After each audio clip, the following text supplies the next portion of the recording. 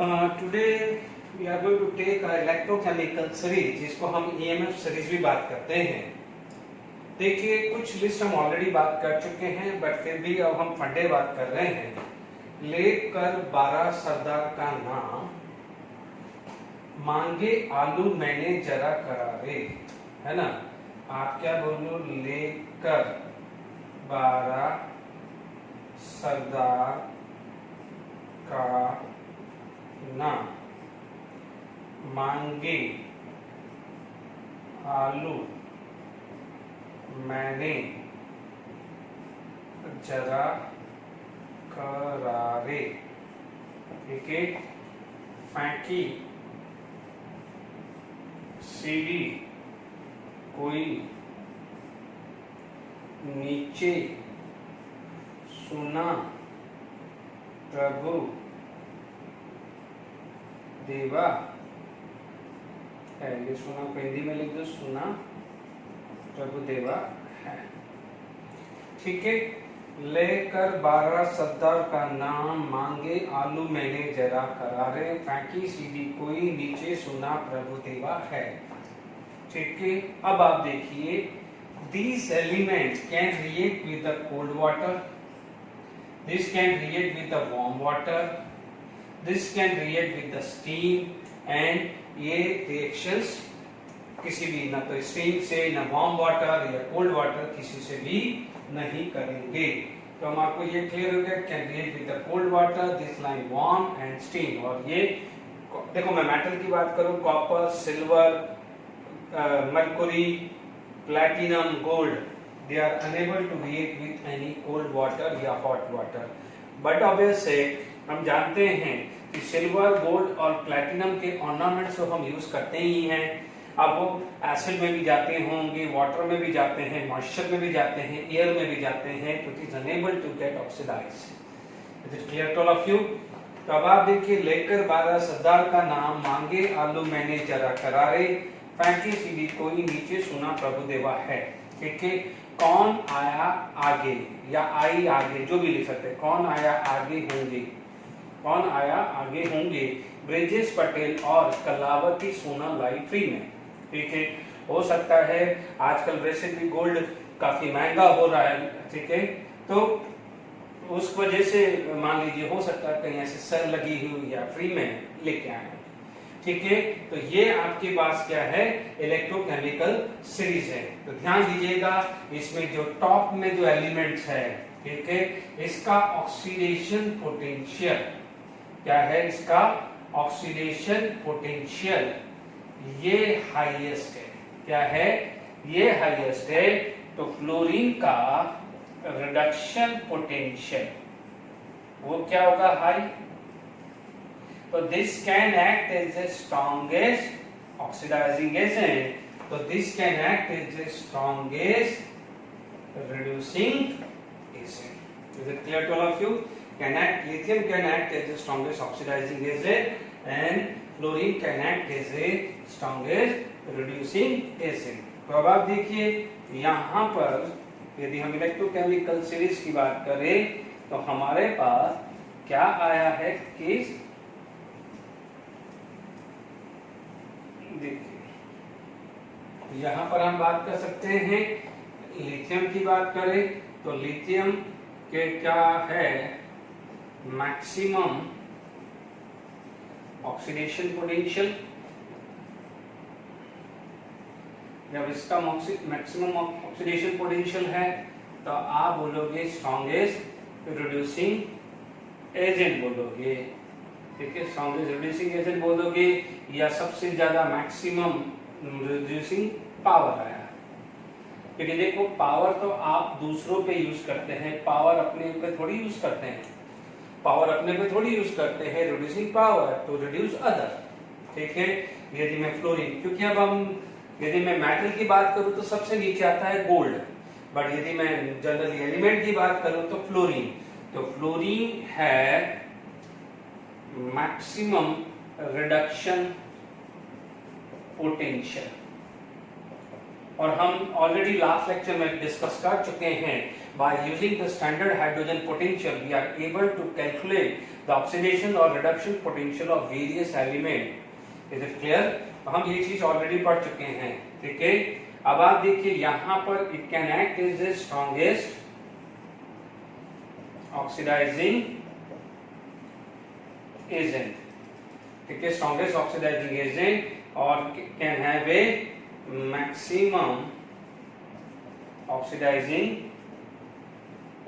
power। अब आप देखिए इस पे ये चीज आ गई है, तो अब EMF series is very important और हर एग्जाम में, जेडब्ल्यू नीट एग्जाम में हर बार किसी न किसी फॉर्म में इस पे बेस्ड क्वेश्चंस आया है। इनफैक्ट इस बार जी बोर्ड लेवल पे भी ये क्वेश्चंस इस पे था, एमसीक्यू पे, तो ये चीज का ध्यान रखना। चलिए इसके हम क्वेश्चन डिस्कस करें उससे पहले इसके एप्लीकेशंस देख लेते हैं, क्योंकि ये चीज ध्यान रखना कि जैसे जैसे कि यदि मैं इस सीरीज को फॉलो करूं, नॉर्मली क्या होता है कि ये फंडा याद रखने के लिए बोला है, बट आप यदि स्टैंडर्ड फॉर्म में देखो तो उल्टी होती है सीरीज, यानी फ्लोरीन टॉप में होता है, लिथियम नीचे होता है, फ्लोरीन टॉप में होता है, लिथियम नीचे होता है, बट यहाँ फंडा याद करने के लिए बताया है। यानी वहां पर जो भी कैलकुलेशंस होती है it is based on the reduction potential. किस पे बेस्ड होती है? Reduction potential. तो रिडक्शन पोटेंशियल फ्लोरीन का हाईएस्ट है, तो रिडक्शन पोटेंशियल लिथियम का क्या है? सबसे लिस्ट है, यानी उल्टा। ऑक्सीडेशन पोटेंशियल इसका हाईएस्ट है तो फ्लोरीन इसका है। तो बी केयरफुल कि क्या बोल रहा है, क्योंकि कई बार बोलते हैं कि डाउनवर्ड जाने पे ये इंक्रीज हो रहा है या अपवर्ड जाने पे डिक्रीज हो रहा है, तो कंफ्यूज मत होना। स्टैंडर्ड में आप एनसीईआरटी बुक्स में देखेंगे तो फ्लोरीन टॉप में होगा, लिथियम नीचे होगा, बट हम सीरीज याद रखने के लिए, फंडा बनाने के लिए, क्योंकि हमारे को मेटल के काफी क्वेश्चंस आते हैं, बिकॉज ईएमएफ सीरीज में यदि मैं अभी एप्लीकेशंस लिखा रहा हूं, ठीक है, one by one, EMF series से आपको बहुत सारी चीजें पता चलती है, जैसे किसका मैक्सिमम मेटलिक कैरेक्टर है या नॉन मेटलिक कैरेक्टर किसका ज्यादा है, कौन मेटल किसको डिस्प्लेस कर पाएगा, कौन सा मेटल हाइड्रोजन को एसिड से डिस्प्लेस कर पाएगा, ठीक है, या फिर आप बात कर सकते हैं किसका ऑक्साइड थर्मल स्टेबल है या थर्मल स्टेबल नहीं है। ये बहुत सारी चीजें हैं जो हम ईएमएफ सीरीज से निकाल सकते हैं, तो प्लीज इस चीज को ध्यान में रखेंगे। जैसे कौन सा मेटल किस को डिस्प्लेस कर सकता है, सिमिलरली कौन सा नॉन मेटल किसको डिस्प्लेस कर सकता है, ठीक है। अब हम बात कर सकते हैं इस पे बेस एप्लीकेशंस पे, ठीक है। देखिए using electrochemical series what we can do, देखिए इतना है, अभी तो इतना लिस्ट है और फिर हम आगे बात करते हैं। प्रेडिक्ट ऑक्सीडाइजिंग और रिड्यूसिंग एबिलिटी, ठीक है। यदि हम इस पर्टिकुलर सीरीज की बात करें, यानी ये हम बात करते हैं सीरीज की, तो हमने क्या बोला था, टॉप में कौन था? लिथियम, एंड बॉटम पे कौन था? फ्लोरीन, ठीक है। If we move from lithium to fluorine, ठीक है, लिथियम टू फ्लोरीन की बात करें, या मान लीजिए इन दोनों में ही मैं कंपेयर करूं, तो we know that oxidation potential of lithium is higher, तो reduction potential of fluorine is more. तो आप बोलोगे lithium has a strong tendency to get oxidized and it has a strong tendency to reduce, यानी जिस metal की oxidation potential higher होगा उसका reducing power ज्यादा होगा, ठीक है, ठीक है। तो अब हम क्या बोल सकते हैं, जिसका रिड्यूसिंग पावर ज्यादा होगा, तो आप क्या बोल सकते हो कि जैसे मान लीजिए आप में पहला केस आ गया, तो हम बोलेंगे कि रिड्यूसिंग पावर, तो reducing power directly proportional to oxidation potential, और ऑक्सीडाइजिंग पावर की बात करूं तो directly proportional to reduction potential. तो पहला केस क्लियर हुआ, जिसका ऑक्सीडेशन पोटेंशियल ज्यादा होगा उसका रिड्यूसिंग पावर आएगा। अभी हम इस पे बेस न्यूमेरिकल करेंगे, काफी जेडब्ल्यू में भी आएंगे तो और अच्छे से क्लियर होगा। तो रिड्यूसिंग पावर उसका ज्यादा होगा जिसकी ऑक्सीडेशन पोटेंशियल ज्यादा होगा, ऑक्सीडाइजिंग पावर जिसका ज्यादा होगा जिसका रिडक्शन पोटेंशियल ज्यादा होगा। बट अगर से जो खुद रिड्यूस करेगा तो सामने वाले को इजीली ऑक्सीडाइज करेगा, जो खुद ऑक्सीडाइज करेगा तो सामने वाले को इजीली रिड्यूस कर पाएगा। तो पहला पॉइंट क्लियर हो गया। ईएमएफ सीरीज को हम यूज करके ये प्रिडिक्ट कर लेते हैं कि कौन अच्छा ऑक्सीडाइजिंग एजेंट है, या कौन अच्छा रिड्यूसिंग एजेंट है, या किसकी ऑक्सीडाइजिंग पावर ज्यादा है या किसकी रिड्यूसिंग पावर ज्यादा है। Predict the cell EMF. जैसे मान लीजिए मेरे पास दो सेल था Zn Zn2+ एंड Cu2+Cu, ठीक है। इसका ऑक्सीडेशन पोटेंशियल कितना होता है 0.76 और इसका क्या है रिडक्शन पोटेंशियल होता है +0.34, ठीक है। अब आप देखिए मुझे सेल प्रिडिक्ट करना है तो मैं यहां पर मैं बोलूंगा E cell is equal to oxidation potential of anode plus reduction potential of cathode. Make sure ये मैंने ऑक्सीडेशन पोटेंशियल इसका दिया है और इसका रिडक्शन पोटेंशियल दिया है, ध्यान रखिएगा। आप चेक कर लीजिएगा वैल्यू, तो 0.76 ऑक्सीडेशन पोटेंशियल ऑफ जिंक, क्योंकि आपको इससे क्लियर हो जाएगा। या मान लीजिए प्रेडिक्ट सेल ईएमएफ में बात करें, ये पॉइंट वाइज आप लिख लीजिएगा। इससे आप सेकंड डाल देंगे, इस सेकंड हेडिंग डाल देंगे प्रेडिक्ट सेल ईएमएफ, तो उसका एक्सप्लेनेशन। थर्ड ये डालूंगा तो फिर मैं ये इसका एक्सप्लेनेशन होगा, क्योंकि पहले मैं पॉइंट लिख रहा हूं फिर वन बाय वन इस चीज को एक्सप्लेन कर रहा हूं। तो अब मैं सेकंड पॉइंट आपको एक्सप्लेन कर रहा हूं, ठीक है। एक सेकंड पॉइंट आप हेडिंग डाल दीजिएगा, नोट्स बराबर से लिख लीजिए, ठीक है। आपने क्या बोला कि सपोज मान लीजिए EZn Zn2+ दिया है 0.76 या Cu2+ आपको दिया है -0.34, या इसकी जगह रिडक्शन पोटेंशियल दे सकता था स्टैंडर्ड। आप बोलोगे Zn2+ से Zn ये आएगा -0.76 या E0 Cu2+ से Cu आएगा 0.34, ठीक है। अब आप देखिए इन दोनों में से ऑक्सीडेशन पोटेंशियल किसका ज्यादा है। जिसका ऑक्सीडेशन पोटेंशियल ज्यादा होता है वो जाता है एनोड पे, जिसका रिडक्शन पोटेंशियल ज्यादा होता है यानी ऑक्सीडेशन पोटेंशियल कम होता है वो जाता है कैथोड पे। बात समझ में अभी मैंने जो सेल बनाया है उसमें ये वैल्यू ही दी हुई है, ठीक है। तो पहले हमारे पास ये भी आ गया है। अब आप देखिए यहां पर यदि मैं बात करूं, ठीक है, तो मेरे पास क्या आया है एनोड पे, मैं बोलूंगा EMF E cell E0 cell equal to E0 Zn2+ से Zn यानी सॉरी लिख दिया है E0 Cu2+ से Cu माइनस E0 Zn2+ से Zn। Reduction potential of cathode minus reduction potential of anode. मैंने जब आगे के इसमें भी एक्सप्लेन किया हुआ है कि रिप्रेजेंटेशन पे फोकस रखिएगा। यहाँ पर क्या वैल्यू दी हुई है 0.34 और ये दिए -0.76। ध्यान दीजिएगा +0.76 ऑक्सीडेशन पोटेंशियल लिखा है और -0.76 reduction potential, because we know that oxidation potential equal to minus times of reduction potential. गड़बड़ी नहीं होनी चाहिए।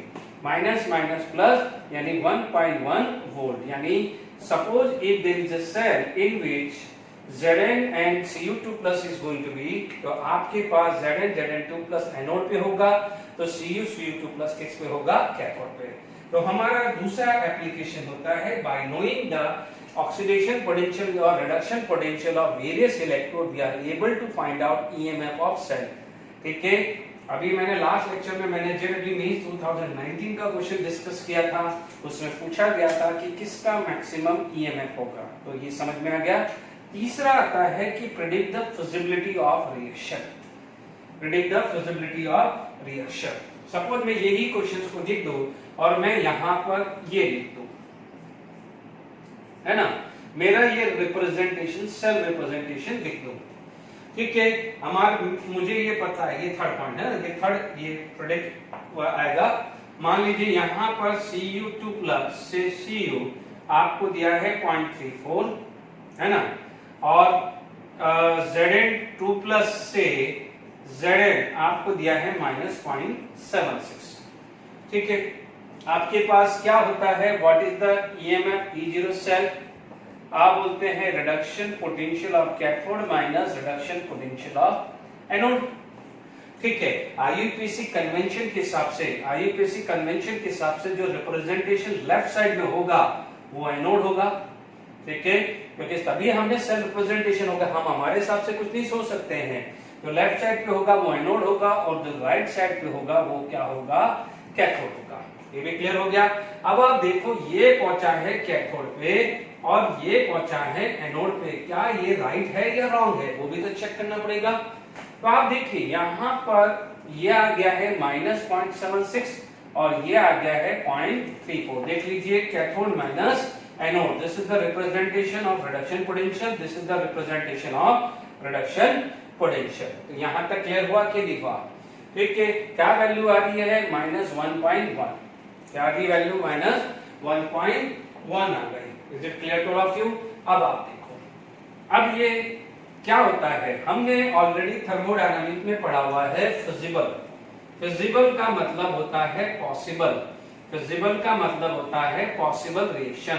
तो उसके लिए क्या टर्म होता है कि delta G should be less than 0, यानी डेल्टा जी क्या होना चाहिए, नेगेटिव, यानी स्पॉन्टेनियस प्रोसेस को क्या बोलते हैं, स्पॉन्टेनियस प्रोसेस। ठीक है, एंड ये वैल्यू याद हो गई, -1.1 आ रही है। अब आप देखो delta G is equal to minus NF E cell होता है, NF E सेल होता है, या स्टैंडर्ड हो तो NF E0 सेल की बात करें। ठीक है, तो अब आप देखो यदि माइनस में अपना डेल्टा जी नेगेटिव चाहिए, यदि ये पॉजिटिव आएगा तभी तो ये वैल्यू नेगेटिव आ पाएगी, क्योंकि पॉजिटिव फैराडे तो होता है, अभी हम सीखेंगे, फैराडे होता है 96500 कूलम। ठीक है, एंड ये ऑलरेडी थर्मोडायनामिक में भी सीख चुके हैं, एन होता है नंबर, ये भी नंबर, ये भी कांस्टेंट वैल्यू। तो डेफिनेटली यहाँ पर ये पॉजिटिव होगा तो पॉजिटिव मल्टीप्लाई बाय नेगेटिव, तभी तो डेल्टा जी क्या आएगा, नेगेटिव आ पाएगा।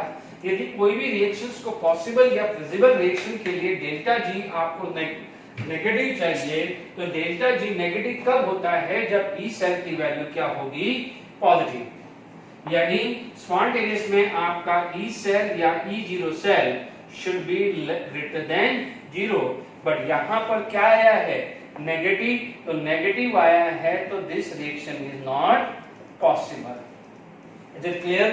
ठीक है, तो आपका तीसरा केस आपको निकालना है, देखिए ध्यान से समझना, वो आपको देगा, ये क्वेश्चन भी मैं डिस्कस करेंगे कि कौन सा पॉसिबल होता है या कौन सा पॉसिबल नहीं होता है। तो क्लियर हो गया, ध्यान रखना है E cell should be positive, E cell या E0 सेल कुछ दोनों पॉजिटिव होगा तभी सेल चलेगा। Is it clear? बट अब ऐसे दिमाग लगाइए ना कि यदि ई सेल पॉजिटिव कब आ रहा था, जब एनोड पे ऑक्सीडेशन और कैथोड पे रिडक्शन हो रहा था। एनोड पे ऑक्सीडेशन किसका ज्यादा होता है, जिसका ऑक्सीडेशन पोटेंशियल ज्यादा है, और कैथोड पे कौन जाएगा, जिसका रिडक्शन पोटेंशियल ज्यादा है। Is it clear? Predict whether a metal will displace another metal from its own solution or not। जैसे भी आप देखिए, हम बार बार ये बात कर रहे हैं कि जिंक स्ट्रिप को यदि हम Cu2+ में डालते हैं, ठीक है, या मान लीजिए Cu स्ट्रिप को आप Ag+ में डालते हैं, तो ये होगा यस, यहां पर क्या होता है, Zn is going to be oxidized and Cu2+ is going to be reduced। यानी हमने ये पढ़ा हुआ है कि नहीं पढ़ा हुआ है, yes or no? Similarly Cu can be oxidized and silver ion can be reduced। तो इसका मतलब a metal will displace another metal from its salt solution। ठीक है, यदि मैं उल्टा कर दूं तो ये पॉसिबल नहीं होगा। ठीक है, अब आप देखिए ये कैसे चेक किया, हमने चेक कैसे किया है, तो सिंपल सी बात है कि जो मेटल टॉप पे है, अब आप देखिए जिंक ऊपर था, कॉपर नीचे था, जिंक ऊपर था, कॉपर नीचे था, यानी oxidation potential of zinc is more than copper, oxidation potential of zinc is more than copper. तो जिंक कॉपर के सामने ऑक्सीडाइज हो जाएगा, जिंक कॉपर के सामने ऑक्सीडाइज होगा। जब जिंक का ऑक्सीडेशन होगा तो कॉपर आयन का क्या होगा, रिडक्शन। ठीक है, तो this metal can displace this metal ion from the solution, यानी जिंक धीरे धीरे सॉल्यूशन में जा रहा है और Cu2+ सॉल्यूशन से धीरे धीरे बाहर आ रहा है। सिमिलरली यदि आप देखेंगे, अभी जस्ट हमने पढ़ा है कॉपर के नीचे मरकुरी आता था, तो कॉपर का ऑक्सीडेशन पोटेंशियल मरकुरी से ज्यादा था, तो copper is going to be oxidised and mercury ion is going to be reduced. ये रिएक्शन तो हमने डेनिंग सेल में भी पढ़ी थी, जिंक का ऑक्सीडेशन तो Cu2+ का रिडक्शन हुआ है। ये रिडॉक्स रिएक्शन 11th स्टैंडर्ड में पढ़ा था। When the zinc strip is dipped in a blue solution of copper solvent, slowly the blue color is going, intensity of blue color is going to be decreased and finally the blue color get disappear because the finally Cu2+ get convert into Cu and Zn2+ आया, यानी solution में Zn2+ है तो Zn2+ क्या होता है, colourless, इसीलिए आपका थोड़े टाइम बाद ब्लू कलर डिसअपीयर हो जाता था। यहाँ पर भी हमने पढ़ा था silver ion it is colorless but as the time spent the intensity of blue color is going to be increases, finally the blue color appear because of formation of Cu2+। Is it clear to all of you? ये बात clear हुई। But मान लीजिए यही चीज उल्टा दे दें, यही चीज उल्टा दे दें, यही चीज को हम उल्टा कर दें, ठीक है, तो आप देखोगे यहां पर मान लीजिए कॉपर डाल दिया, यहां Zn2+ डाल दिया, यहां हमने डाल दिया है सिल्वर, यहां Cu2+। ये करने से पहले ये तो पता था, आप क्या करेंगे चेक कर लीजिए CuZn। अब आप देखोगे ऑक्सीडेशन पोटेंशियल किसका ज्यादा है, क्या Cu का ऑक्सीडेशन पोटेंशियल ज्यादा है, आपको पहले ये चेक करना है। तो आप बोलोगे Cu का ऑक्सीडेशन पोटेंशियल कम है तो Cu की एबिलिटी नहीं है जिंक के सामने टू गेट ऑक्सीडाइज। जब Cu ऑक्सीडाइज ही नहीं होगा तो इलेक्ट्रॉन जो यहाँ पर हमने पढ़ा था कि व्हाट हैपन, जैसे जब ऑक्सीडाइज होता है तो प्लस चार्ज सॉल्यूशन में आता है और मेटल पे क्या हो जाता था, माइनस चार्ज, जैसे जिंक में हुआ। अब Cu2+ इस इलेक्ट्रॉन को एक्सेप्ट करके Cu बना है और Zn2+ धीरे धीरे सॉल्यूशन में आया है, बट कॉपर जिंक के सामने ऑक्सीडाइज होगा ही नहीं तो ये स्टेज आएगी नहीं। जब ये स्टेज आएगी नहीं तो Zn2+ are unable to accept electron from this. ये क्लियर हुई? तो प्लीज ध्यान रखना, आपके पास जो इलेक्ट्रोड है वो ये बनना चाहिए, जब ये बनेगा तभी तो डिपोजिशन आएगा, ये बना ही नहीं तो कैसे होगा। ये बनने के लिए इसके सामने कॉपर की हिम्मत होनी चाहिए कि इलेक्ट्रॉन को वो लूज कर पाए। तो आप जैसे कॉपर जिंक के सामने बोलेगा, जिंक बोलेगा भाई मेरा ऑक्सीडेशन पोटेंशियल तुमसे ज्यादा है, तो फिर कॉपर क्या है, unable to lose electron in front of zinc. Clear? बात समझ में आ गई? सिमिलरली है, चलिए मैं दूसरा एक एग्जांपल देता हूं जो बहुत कॉमन नहीं है, ठीक है। मान लीजिए मैंने यहां पर दे दिया है एल्यूमिनियम और Cr3+, तो आप बोलोगे क्या ये कुछ रिएक्शंस होएगी, तो याद करिए है ना, मांगे आलू मैंने जरा करारे, तो ध्यान दीजिए oxidation potential of aluminium is more than chromium. Oxidation potential of aluminium यानी aluminium get convert into aluminium ion and chromium can reduce. Is it clear to all of you? यानी क्रोमियम धीरे धीरे रिड्यूस होगा। Is it clear to all of you? ये समझ में आया? ऐसे निकालते हैं। अब मान लीजिए मैंने Mn और जिंक का कॉम्बिनेशन किया तो Mn can displace the Zn2+, यानी जो ऊपर से है लिथियम सबको डिस्प्लेस कर सकता है, ना यानी सोडियम लिथियम को डिस्प्लेस नहीं कर सकता, बाकी सबको डिस्प्लेस कर सकता है। ये चीज का ध्यान रखना, ठीक है। इसके बाद यदि हमारे पास जो नेक्स्ट चीज आ जाती है, ये सब क्वेश्चंस बनते हैं, ये बहुत इंपॉर्टेंट टॉपिक है, ठीक है। Predict whether a metal will displace another metal from its solution, ये हो गया है fourth. Predict whether a metal will displace the hydrogen. ध्यान दीजिए हाइड्रोजन के नीचे कौन कौन मेटल थे, हाइड्रोजन के नीचे कौन कौन मेटल थे, हाइड्रोजन के नीचे था copper, mercury, silver, platinum, gold, ठीक है। तो दीज आर द मेटल, यानी इनका क्या है, रिडक्शन पोटेंशियल, इनका रिडक्शन पोटेंशियल जो है हाइड्रोजन के रिडक्शन पोटेंशियल से ज्यादा है। Reduction potential of hydrogen, reduction potential of this metal is greater than reduction potential of hydrogen.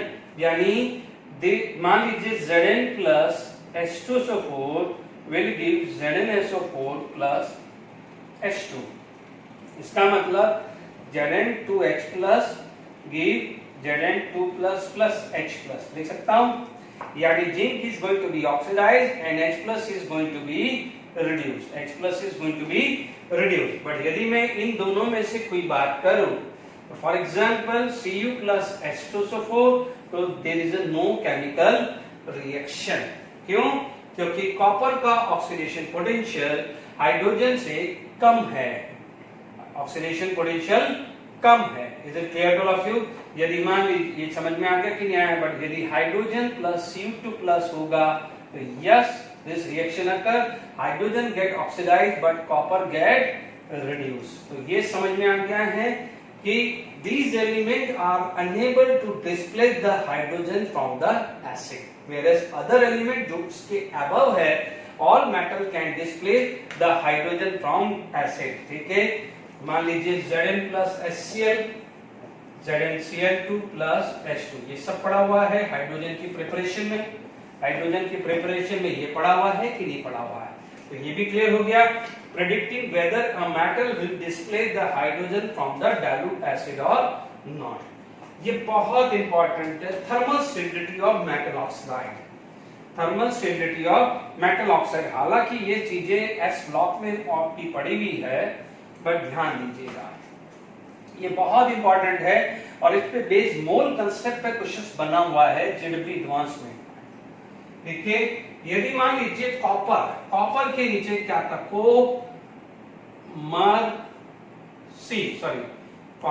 कॉमर्सी, copper, mercury, silver, platinum, gold, ये कॉपर के नीचे थे।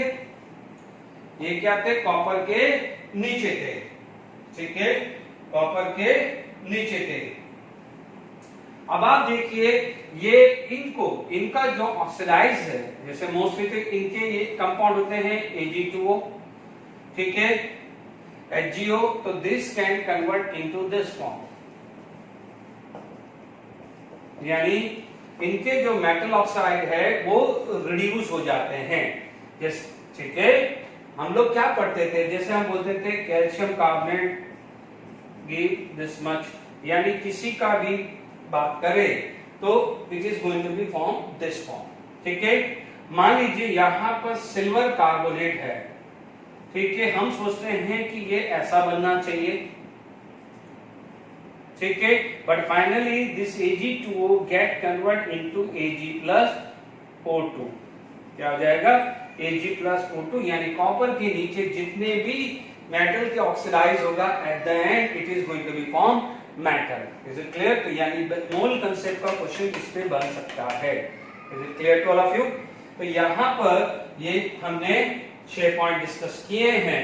ठीक है, अब आप देखिए इसके बेस हम और एप्लीकेशंस देखिए 6 तक हमारे पास ये आ गया है। ठीक, अब आप देखिए नेक्स्ट एप्लीकेशंस क्या है। नेक्स्ट एप्लीकेशंस है on the base using the electrochemical series Latimer diagram. It shows the relative stability of different oxidation state. ठीक है, ध्यान दीजिएगा, Fe से Fe2 प्लस बना, इसमें वैल्यू है 0.44 V, और Fe2 प्लस से Fe3 प्लस बना तो ये 0.77 एसिडिक बेसिक में। डोंट वरी, आपको ये वैल्यू याद नहीं रहेगी, नहीं याद रहेगी, किसी को भी नहीं याद रहती, वो हमें दी होती है। डोंट वरी अबाउट दैट, हमें सिर्फ इसका क्वेश्चन करना आना चाहिए। ठीक है, ये प्लस 0.88 0.6, तो आप देखेंगे यहां पे oxidation potential of Fe2 plus is greater than oxidation potential of Fe2 plus से Fe3 प्लस। तो ध्यान दीजिएगा, अभी अपन ने क्या बोला है कि E0 की वैल्यू जितनी पॉजिटिव होती है उतनी स्पॉन्टेनियस प्रोसेस हमारे लिए फेवरेबल होता है। इसका मतलब जब भी आपसे पूछा जाए कि Fe2 प्लस और Fe3 प्लस में से कौन सा स्टेबल है, कौन सा ऑक्सीडेशन स्टेबल है, तो ध्यान दीजिए जिसका ऑक्सीडेशन पोटेंशियल ज्यादा है। किसका ऑक्सीडेशन पोटेंशियल ज्यादा है? इसका, क्योंकि जिसका E0 ज्यादा होगा उसका डेल्टा G ज्यादा नेगेटिव होगा, और डेल्टा G जितना ज्यादा नेगेटिव होगा उतना स्पॉन्टेनियस नेचुरल अकरिंग होगा।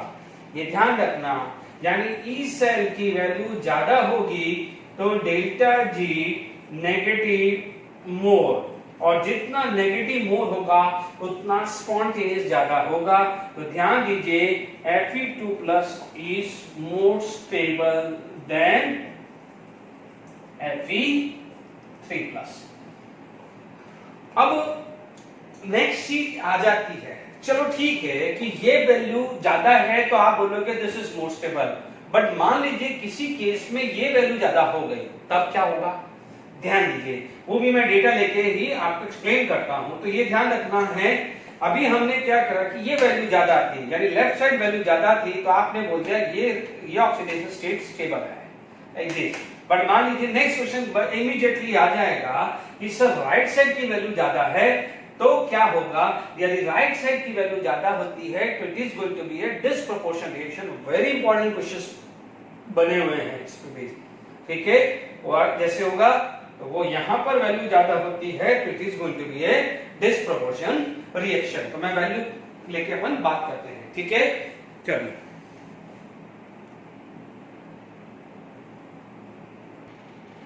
देखिए नेक्स्ट एग्जांपल लैटिमर डायग्राम में हमारे पास सपोज ये क्वेश्चंस हैं। ध्यान दीजिएगा, जब ये सॉल्व कर रहे हैं तो सबसे पहले ऑक्सीडेशन स्टेट आप देख लीजिएगा। This is going to be a reduce, ध्यान रखना ऑक्सीडाइज में, ठीक है। तो ये -1 से 0। तो अब आप देखिए, यदि ये क्वेश्चन आपसे बोला जाता है कि ये डिस्प्रोपोर्शन करेगा कि नहीं, इसका मतलब डिस्प्रोपोर्शन होगा, तो यानी ये आपका 0 से +1 और 0 से -1 जाएगा कि नहीं जाएगा। Is it clear to all of you? तो हमारे यहाँ पर आपको ध्यान देना है, ठीक है। तो -1 से 0 और 0 से +1। तो प्लीज इसमें एक चीज का ध्यान रखना है कि क्या चीज हम समझ रहे हैं। आप यहाँ पर -1 से 0 दिया हुआ है, that is the reduction potential. -1 से 0 रिडक्शन पोटेंशियल एंड 0 से क्या जाएगा +1, ये भी क्या दिया हुआ है, रिडक्शन पोटेंशियल। तो ध्यान रखना कि ये डिस्प्रोपोर्शन है या नहीं, ऐसे ही रटना मत, आप चीजों को समझिए। मैंने चलो बोल दिया, बट ये एग्जांपल के हिसाब से बोला, बट आप समझिएगा कैसे है। 0 से +1 जाएगा, इसका मतलब ऑक्सीडेशन। 0 से +1 जाएगा तो इसका मतलब ऑक्सीडेशन, और 0 से -1 जाएगा तो रिडक्शन। रिडक्शन कहाँ होता है? कैथोड पे, और ऑक्सीडेशन कहाँ होता है? एनोड पे, ठीक है। ध्यान दीजिए, ये क्वेश्चन से अपना डिस्प्रोपोर्शन है कि नहीं है, okay. What is the E cell? E cell आप क्या बोलते हैं? या E0 सेल बोलोगे, आप बोलोगे E0 cell of cathode, cathode minus E0 cell of anode. मैं देखिए प्रूव करके बता रहा हूं, तो ही आगे बात करेंगे। अब कैथोड कौन बनाइए, तो आप देखेंगे यहां पर आपके पास आ गया है -1.35, ये क्या हो गया है? -1.35। अब आप देखिए ये -.4, ये -.4। Is it clear to all? Sorry मैंने गलत कर दिया है, ये -1 से 0 और -1 से 0, ये ऑक्सीडेशन पोटेंशियल दिया है, ठीक है। अपन इसमें गलत है, यहाँ पर थोड़ा सा गलत है, क्योंकि ये -1 से 0 ऑक्सीडेशन पोटेंशियल है, तो उल्टा लिख दिया है मैंने, ठीक है। थोड़ा सॉरी इधर E0 ऑक्सीडेशन पोटेंशियल में क्या होता था? एनोड माइनस कैथोड था, ठीक है। एनोड माइनस कैथोड, तो एनोड कौन है? इसका -0.4। देख लीजिए क्लोरीन का ऑक्सीडेशन नंबर 0, 0 से +1 ऑक्सीडेशन पोटेंशियल, -1 से 0, ये भी क्या हुआ? Oxidation potential. ऑक्सीडेशन पोटेंशियल और माइनस कैथोड होता था, तो -1.35, ठीक है। अब आप देखिए यहां पर आपके पास क्या वैल्यू आ रही है? माइनस और माइनस प्लस, तो ये लगभग आएगा +0.9 के आसपास आएगा। ध्यान दीजिए E0 सेल क्या आ गया है? E0 सेल क्या आ गया है? पॉजिटिव। E0 सेल पॉजिटिव आया तो स्पॉन्टेनियस हो जाएगा, स्पॉन्टेनियस आएगा तो yes this is disproportion reaction, yes this is disproportion reaction आएगा। बहुत इंपॉर्टेंट क्वेश्चन है, जेडब्ल्यू में 2014 या 15 के अराउंड क्वेश्चन है, ये ध्यान रखना, इस पे हम डिस्कस करेंगे, ठीक है। तो अब मैं इस पे एक और क्वेश्चन डिस्कस करता हूं, तो आपको क्लियर हो गया। एक बार और देख लीजिए, मेरे पास एक क्वेश्चन दिया हुआ है कि whether the chlorine is going to be disproportion और नॉट। मेरे पास ये डेटा है, देखिए डेटा दिया हुआ है, उसमें रटने वाली बात नहीं कि लेफ्ट साइड में क्या होना चाहिए, राइट साइड में क्या होना चाहिए, क्लियर कट काम करो। ऑक्सीडेशन नंबर निकालो, -1 0 +1 निकाल दिया। ऑक्सीडेशन नंबर -1 0 +1, तो आप बोलोगे यहाँ पर क्या हुआ, रिडक्शन, क्योंकि 0 से -1 जाऊंगा तो रिडक्शन, क्योंकि डिस्प्रोपोर्शन में तो 1 will go for oxidation and same will go for reduction होगा ना, तो ये रिडक्शन होगा तो ये क्या होगा, ऑक्सीडेशन। ठीक है, क्या गिवन है, -1 से 0 oxidation potential, oxidation potential is given. ठीक है, we know that E0 cell should be positive and E0 oxidation potential of anode minus oxidation potential of cathode, it come to be positive। जब E0 cell positive होता है तो delta G क्या होता है, negative, it is spontaneous, तो yes chlorine going to be disproportionate। यदि थोड़ा सा भी बैलेंसिंग इक्वेशन याद आ रहा हो, जब आपने रिडॉक्स के अंदर बैलेंसिंग करते थे तो आप देख लीजिए क्या ये रिएक्शंस बैलेंस होती थी बेसिक मीडियम में। This is medium is basic, ये बेसिक मीडियम है, ये डेटा क्या है, बेसिक मीडियम का है। ध्यान दीजिए हम लोग लिखते थे Cl2 + OH minus, Cl2 + OH minus can be Cl minus + ClO minus. Balance करते थे कि नहीं करते थे, यस और नो, हम करते थे। क्वेश्चन आता था बैलेंसिंग के लिए, यहाँ पर ये 0, ये -1 और ये +1, तो this is going to be a redox reaction. से बैलेंस किया हुआ है ना। चलिए एक और क्वेश्चन डिस्कस करते हैं तो आपको ये कॉन्सेप्ट क्लियर हो जाएगा। चलिए next question is will Fe2+ is going to be disproportionate. Fe2+, यदि आप Fe2+ की बात कर रहे हैं तो Fe2+ से Fe हुआ तो ये क्या हुआ, रिडक्शन। रिडक्शन कहां होता है, कैथोड पे, तो this is considered as a reduction potential at cathode. Fe2+ Fe3+ हुआ तो ये क्या हुआ है, ऑक्सीडेशन। ऑक्सीडेशन कहां होता है, एनोड पे। ठीक है, अब थोड़ा सा केयरफुल रहना, ये रिडक्शन पोटेंशियल गिवन है तो ये रिडक्शन पोटेंशियल है।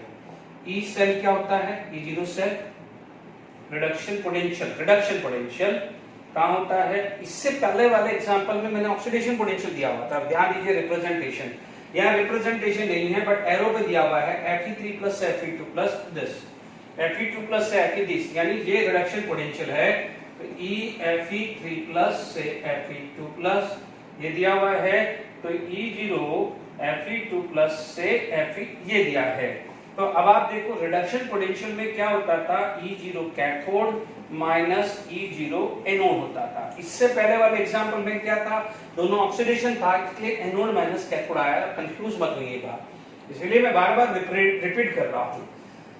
अब आप देखो कैथोड पे क्या वैल्यू है, -0.44, इस पे क्या वैल्यू है, ये +0.77 है, ये प्लस है ना, 0.77 है।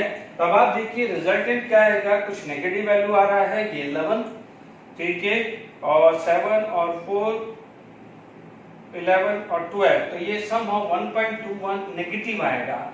नेगेटिव तो चलेगा नहीं, तो नेगेटिव क्या हो जाएगा, ये नेगेटिव चलेगा नहीं, तो आप क्या बोलोगे, this is not going to be disproportionate, यानी Fe2+ डिस्प्रोपोर्शनेट नहीं होगा, यानी नॉट होगा, यानी this is not going to be disproportionate. इससे पहले क्या था, क्लोरीन क्या था, डिस्प्रोपोर्शनेट हुआ था। Is it clear to all of you? ठीक है, अब जो हम आगे जो बात करते हैं, ठीक है, तो ये क्लियर हो गया कि कैसे डिस्को, बहुत इंपॉर्टेंट क्वेश्चन है। चलिए अपन एक क्वेश्चन डिस्कस कर लेते हैं, फिर हम आगे बात करते हैं।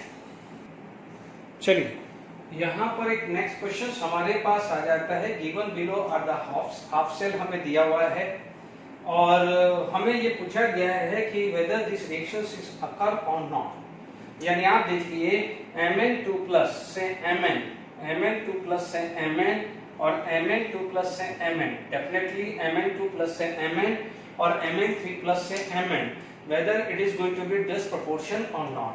चलिए इस चीज को एक बताने से पहले एक चीज क्लियर कर लेता हूं कि E cell is a intensive properties, क्योंकि दिमाग में आएगा कि ये 2 मल्टीप्लाई 3 मल्टीप्लाई, यानी आप हेस लॉ लगाने की कोशिश करिए। इस क्वेश्चंस के बाद में वो पॉइंट भी डिस्कस करूंगा, ठीक है, उसको ध्यान रखिएगा। मैं अभी सिर्फ वर्बली बोल रहा हूं, मैं लिखवाऊंगा E0 यानी cell potential is an intensive property. याद करिए जब फैक्टर अफेक्टिंग सेल पोटेंशियल लिखवाया था तो कहीं भी मैंने मास लिखवाया था? नहीं लिखवाया था। क्या लिखाया था? कंसंट्रेशन ऑफ द सॉल्यूशन, ठीक है। क्या लिखाया था? टेम्परेचर लिखाया था, nature of electrode, nature of the solution. यदि गैस है तो प्रेशर आएगा, ठीक है। कहीं भी मास नहीं लिखाया है तो ध्यान रखना E0 is a intensive properties and delta G is a energy, तो energy is always be extensive property। इसलिए जब भी हैश लॉ लगाते हैं तो हम एनर्जी का कंजर्वेशन करते हैं, तो make sure there is no conservation of cell potential. इस पे बेस भी आए हैं, मैं न्यूमेरिकल डिस्कस करूंगा। इस जेडब्ल्यू में 2019 में भी क्वेश्चंस आए हुए हैं इस पे बेस। पहले इस चीज को कंप्लीट कर ले क्योंकि टॉपिक हमारा जिस हिसाब से चल रहा है उस हिसाब से बात करते हैं, ठीक है। अब हमारे पास ये चीज आ गई है कि -2.69 will not occur, minus this will not occur, this यदि मान लीजिए दिमाग चलाना हो तो आपको पता है E0 की वैल्यू नेगेटिव आ रही है चारों डेटा में, तो डेफिनेटली ये दो तो आएंगे ही नहीं, ये दो तो आएंगे नहीं, क्योंकि जब E0 की वैल्यू नेगेटिव आती है तो सेल तो अकर होता ही नहीं ना, पहली बात रही, यानी डिस्प्रोपोर्शन तो होना ही नहीं है। बात क्लियर होगी? ये तो सिर्फ है, पर ठीक है, ये ट्रिक बता रहा हूं, अपनी जगह है, अपना आंसर है वो दिमाग में रखिए। मैं इसको रब कर रहा हूं और फिर मैं सॉल्व कर रहा हूं, ठीक है।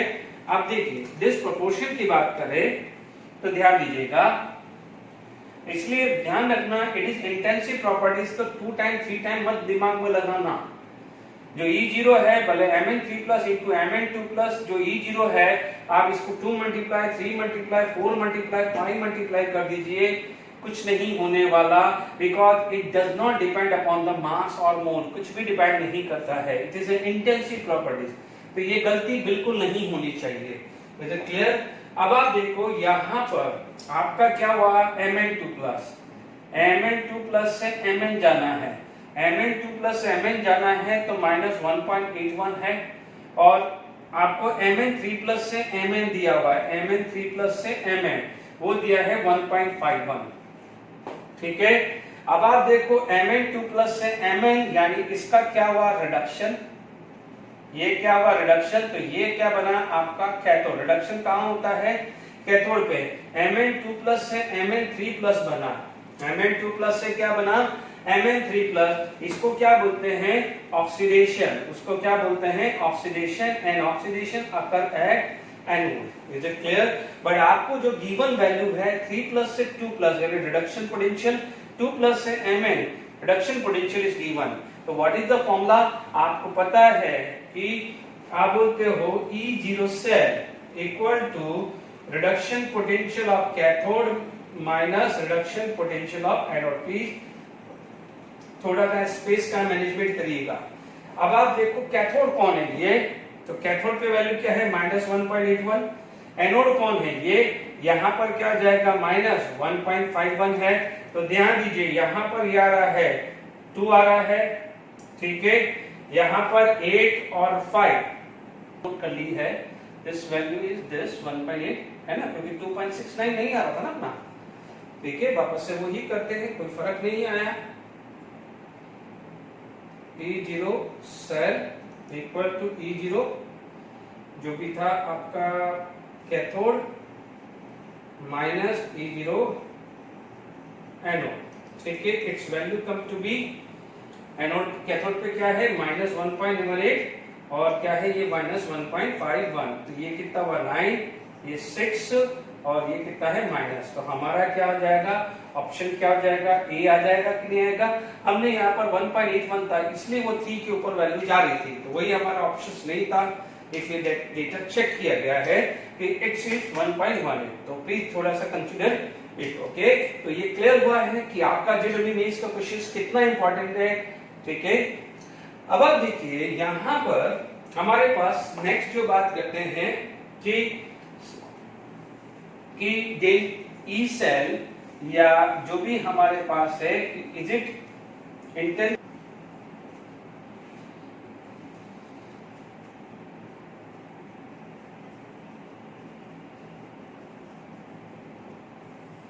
देखिए इंटेंसिव ईएमएफ, पहली बात कर देते हैं E0 cell is a intensive properties,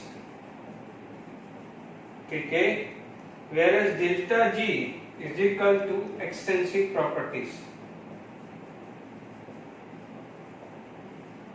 intrinsic properties and delta G is extrinsic properties। हम लोग क्या बोलते हैं, delta G is equal to delta G1 plus delta G2 बोलते हैं, हेस लॉ लगाते हैं, कंजर्वेशन ऑफ एनर्जी। तो ये राइट है। मेक श्योर यदि आपके पास पूछा जाए ई टोटल या ई सेल, कभी भी E1 plus E2 नहीं लगाना है। इस वाले फॉर्मूले पे जेडब्ल्यू मेंस 2019 में क्वेश्चंस आए हैं, डोंट यूज दिस वन, नहीं लगाना है। अब ये नहीं लगाना है तो क्या लगाना है, ध्यान से सुनिएगा, ठीक है। This is the thing, delta G we know that minus NF E cell, हमें पता है डेल्टा जी क्या होता है, delta G is equal to minus NF E cell आता है, ठीक है, माइनस NF E सेल आता है और यहां पर आ जाएगा माइनस N1F E सेल 1, मैं E1 लिख देता है ना, E सेल 1 को E1 plus minus NF E2। तो ध्यान दीजिए ये F कैंसिल हो जाएगा, F तो सब जगह है, minus N E cell, minus भी कैंसिल हो जाएगा, minus N E cell, N1 E1 plus N2 E2। तो E सेल की वैल्यू क्या आ जाएगी, N1 E1 plus N2 E2 divided by N। Is it clear? इस पे बेस्ड न्यूमेरिकल्स डिस्कस करते हैं। देखिए this is the question for the JW Mains 2019, ये जेडब्ल्यू मेंस 2019, ये हमारा इंटेंसिव इफेक्ट जो है ये मैं का उस पे बेस्ड है। सबसे पहले Cu2 प्लस से Cu निकाला, इसका सॉल्यूशन का तरीका क्या है, बहुत सिंपल है। Cu2 प्लस से आप Cu भेज रहे हैं और सॉरी Cu प्लस 1 आ रहा है और Cu प्लस 1 से Cu जा रहा है, ठीक है। आप देख लीजिए कितने इलेक्ट्रॉन ट्रांसफर हुए, तो आप बोलोगे n की वैल्यू 1, कितने इलेक्ट्रॉन ट्रांसफर हुए तो आप बोलोगे n की वैल्यू 1, और यहां से यहां पर आप बोलोगे n की वैल्यू 2। तो तरीका क्या है, सबसे पहले क्लियर हो गया है, ठीक है। दिस इज G1 तो दिस इज D2, तो ये आएगा G। ध्यान रखना ये टोटल है, आप क्या बोलते हैं, reactions occur in one step और multiple step, the total energy remain constant. तो दिमाग में रखिएगा ये डेल्टा G, डेल्टा G1 और डेल्टा G2, तो गड़बड़ी नहीं होनी चाहिए, ये हटा दिया थोड़ी देर के लिए, ठीक है। अब आप देखो डेटा चेक करते हैं क्या क्या दिया है, Cu2 प्लस से Cu दिया है, यानी दिस वैल्यू इज गिवन 0.34, ठीक है।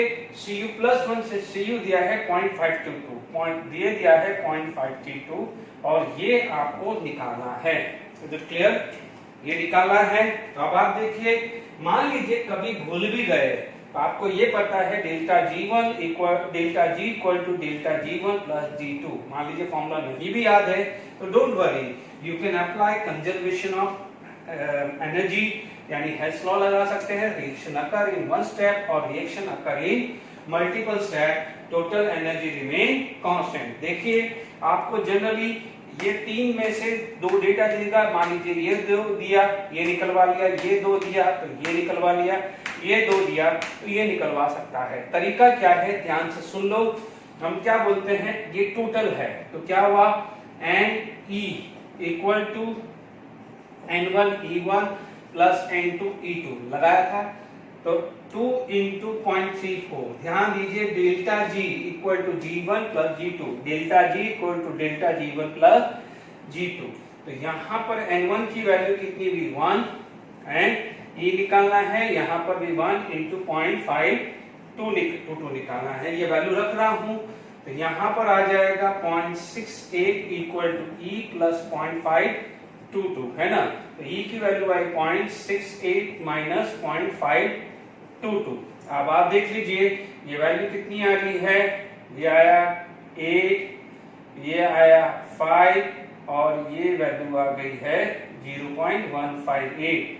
E की वैल्यू आई 0.158। कितना सिंपल क्वेश्चन था जेडब्ल्यू में 2019 का। चलिए अब हम इस पे भी नेक्स्ट क्वेश्चन करते हैं।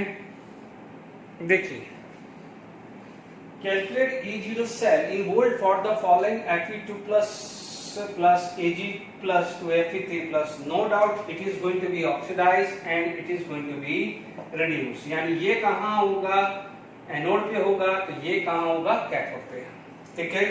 यदि मान लीजिए यहाँ पर सिंपल होता है, यदि Fe2 प्लस Fe3 प्लस, तो हम क्या बोलते हैं कि reduction potential of cathode minus reduction potential of anode करके बिल्कुल सिंपल कर देते हैं।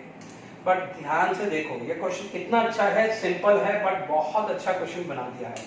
नो डाउट आपको यहाँ पर कैथोड का गिवन है, कैथोड का गिवन है, यहाँ पर Fe2 प्लस से Fe दिया है और Fe3 प्लस से Fe दिया है, जबकि Fe2 प्लस से Fe3 प्लस नहीं दिया हुआ है। इसका मतलब अभी अपन ने इंटेंसिव इफेक्ट ऑफ ईएमएफ से जो हमने लगाया था, इन दोनों का डेटा यूज करके मैं इसका डेटा निकालूंगा, यस और नो, तब जाके मेरे को क्या मिलेगा, एनोड का मिलेगा, और एनोड माइनस कैथोड या cathode minus anode reduction potential निकालना है तो मुझे चेक करना पड़ेगा, क्योंकि मुझे रिडक्शन ही पोटेंशियल निकालना पड़ेगा। तो ध्यान दीजिए, क्लियर हुआ, समझ में आ गया, मुझे Fe3 प्लस से Fe2 प्लस निकालना पड़ेगा, ठीक है, क्योंकि रिडक्शन पोटेंशियल बनूंगा ना, नो डाउट यहां से डिसाइड होगा कि ये एनोड है, ये डिसाइड होगा ये एनोड है, ये डिसाइड हो गया कैथोड है। इसका मतलब Fe2 प्लस से Fe3 प्लस डिसाइड हो गया NAG प्लस से AG, ये डिसाइड हो गया कि ये मेरा एनोड है और ये मेरा कैथोड है। तो एटलीस्ट मुझे या तो इसका ऑक्सीडेशन पोटेंशियल या इसका रिडक्शन पोटेंशियल तो निकालना पड़ेगा ना मुझे। Is it clear to all of you? क्योंकि मुझे रिडक्शन पोटेंशियल दिया है तो मुझे इसका रिडक्शन पोटेंशियल निकालना मुझे कंपैरेटिवली आसान है। तो मैं क्या करता हूं, पहले रिडक्शन पोटेंशियल निकाल देता हूं। अब समझ में आ गया, ठीक है, आसान है। आप स्टार्ट करिए सबसे हाईएस्ट ऑक्सीडेशन, Fe3 प्लस से Fe2 प्लस गया, Fe2 प्लस से Fe, देख लीजिए Fe3 plus Fe2 plus Fe तीन चीजें, तो Fe3 प्लस से पहले Fe2 प्लस जाएगा, Fe2 प्लस से Fe, ठीक है, और जाएगा ये चीज है। ऐसे कंपैरिजन हुआ, यहां से यहां 1, यहां से यहां 1 और यहां से यहां कितना हुआ 3, ठीक है। Fe3 प्लस से Fe2 प्लस मुझे चाहिए, ये मेरे को दिया है Fe2 प्लस से Fe मेरा दिया y है, और Fe3 प्लस से Fe मुझे क्या दिया हुआ है z। Is it clear to all of you? यहां तक समझ में आ गया आपको? तो ध्यान दीजिए, मेरे पास क्या बनेगा, n into E is equal to N1 E1 plus N2 E2, यही बनता है। क्या हुआ 3z n, ये 1 into E 1 into E plus 1 into y, ठीक है। E की वैल्यू मेरी पास आ गई है 3z माइनस y, E की वैल्यू क्या दी है 3z माइनस y, यानी ध्यान रखना गलती नहीं होना चाहिए, ये मेरा Fe3 प्लस से Fe2 प्लस आया है, यानी reduction potential. This is E0 Fe3 plus से Fe2 प्लस आया है, गलती नहीं होनी चाहिए, गलती नहीं होनी चाहिए, नहीं तो पूरा क्वेश्चन गलत हो जाएगा, ठीक है। ये हमारा काम हो गया, हमें मिल गया, यानी हमारे को जो चाहिए था इस इक्वेशन का यूज करके मुझे जो मिल गया है Fe3 प्लस से Fe2 प्लस मुझे मिल गया 3z माइनस y, ये E0 मिल गया। चलिए अब आसान हो गया, मेरा क्वेश्चन एक इस तरह का बन गया है, ठीक है, समझ में आ गया है। तो ना गया delta G equal to delta G1 plus delta G2, ठीक है। कई बार आपको एमसीक्यू में भी पूछ सकता है इंटेंसिव एंड एक्सटेंसिव प्रॉपर्टीज। अब आसान हो गया, ये एनोड है, ये कैथोड है, तो रिडक्शन पोटेंशियल के टर्म में E0 cell equal to E0 cathode, या मैं इसको लिख दूं E0 कैथोड कौन है Ag प्लस से Ag minus E0 Fe3 plus से Fe, यानी कैथोड माइनस एनोड हो गया। अब आप देखो कितना है, ये x minus 3z minus y हो गया। Is it clear? अब आप देखो x minus minus minus plus y minus 3zy, is it clear? तो ये ठीक है, x प्लस y आप समझ लीजिए, ये आपका कितना इंपॉर्टेंट एप्लीकेशंस है, हर साल इस एप्लीकेशंस में आते हैं, बट ठीक है, okay.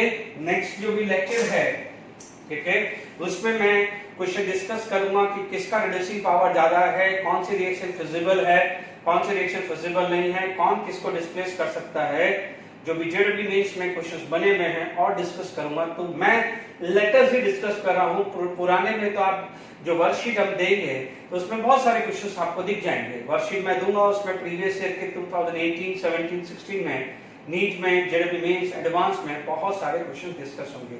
Okay, for today lecture, thank you.